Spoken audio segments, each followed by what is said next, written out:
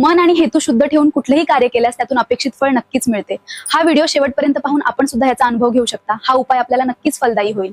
मंडळी, तुम्ही आम्ही आपण सर्वजण दुःखाने संकटाने वेगवेगळ्या समस्यांनी त्रस्त आहोत, ग्रासलेले आहोत आणि अशातच मग कुठेतरी आपली ओढ ही साहजिकच या दुःखातून संकटातून किंवा जे काही आपली कामं असतात तर ती कामं होण्यासाठी मग आपल्याला ईश्वराकडे आपला ओढा लागतो. मात्र ईश्वराकडे ओढा जात असताना बऱ्याचदा असं होतं की आपण खूप मोठ्या आस्थेनं श्रद्धेनं ईश्वराची पूजा करतो, व्रत करतो, उपवास करतो, सगळ्या गोष्टी करतो, मात्र मनासारखं होत नाही आणि संकट उलट पक्षी वाढत जातात.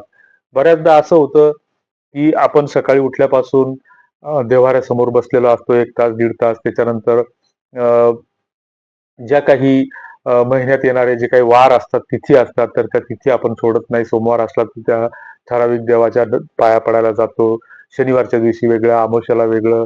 ह्या सगळ्या गोष्टी पाळत असताना आपल्यावर येणारी जी काही संकट असतील किंवा आकस्मिक येणारे जे काही अडचणी असतील तर त्या कुठेतरी कमी होत नाहीत आणि आपण मग म्हणायला लागतो की स्वतःची समजूत काढत असताना की एकतर देव आपली परीक्षा पाहतो किंवा देव करणाऱ्याच्या मागे खेळ लागतो, असंही आपल्या ग्रामीण भागामध्ये म्हणतात.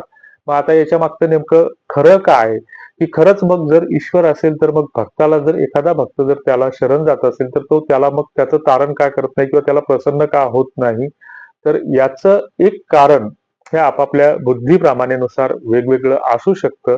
मात्र आपल्याकडं जी काही देवाला मानण्याची जी काही प्रतिकात्मक परंपरा आहे, तर त्या परंपरेला अनुसरून जी काही आपले जुने धार्मिक ग्रंथ आहेत, तर त्या धार्मिक ग्रंथाच्या अनुसार ज्या काही आपल्याला जुन्या ग्रंथामध्ये ज्या काही संहिता म्हणू किंवा नियम म्हणू किंवा वागण्याच्या पद्धती म्हणू ज्या सांगितलेल्या आहेत, तर त्याचं आपण कुठेतरी पालन करताना दिसत नाही.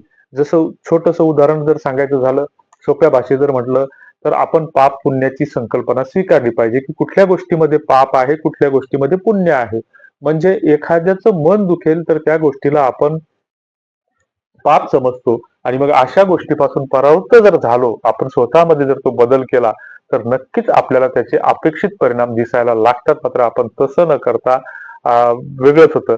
किंवा आपण बऱ्याचदा सोमवार, शनिवार, गुरुवार, चतुर्थी, एकादशी असे बरेच उपवास वर्षभरामध्ये येत असतात आणि मग ते उपवास करतो. मग उपवास करत असताना उपवासाला दुसऱ्या भाषेमध्ये लंगर म्हणतात किंवा निराहार राहणे, म्हणजे कुठलाही आहार न घेता दिवसभर आत्मशुद्धीकरणाचा तो एक प्रभावी मार्ग आहे.